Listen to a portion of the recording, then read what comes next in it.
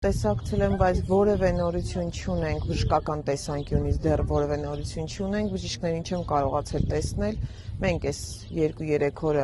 աշխատել ենք, թողնենք, որ իրենց աշխատանք անեն, որևէ ձևով չմիջամտենք կամ դա չդիտարկվի միջամտություն,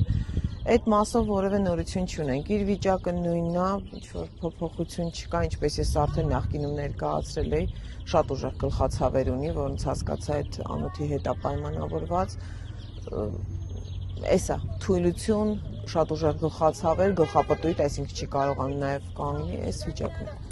Նաև շնչահեղձության եղունգների մասին։ Դա այդ առաջի օրներն, Արեգ ջան, գիտես, որ բերեցինք հիվանդանոց, շնչահեղձությունը, դե ուշագնացությունը, որ տեղեր ունեցել, շնչահեղձություն, եղունգները ինքը սևացած, մենք Աբովյան բժշկական կենտրոնում դեռ ես դա արձանագրեցի, ինքը այդ մասերը անգամ չի էլ զգում, այսինքն երբ որ նայում ես դու եղունգները ինքը սև է, որ չի էլ նկատում ինչա կատարվում, դեռ չի էլ հասկանում ինչա, որովհետև ահա որ վիճակում էր մինչև հիվանդանոց բերելը։ Էսա ծնողներին մինչև այս պահն էլ սահմանափակումը առկա է, այսինքն անգամ մայրը չի թույլատրվում, որպեսզի տեսակցի երեխային։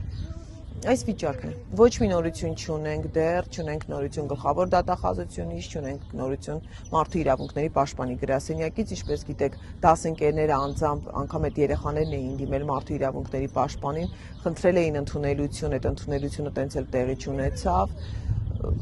Դեռ այս պահի դրությամբ որևէ տեղաշարժ, ինչ-որ մի դրական լուր չունենք։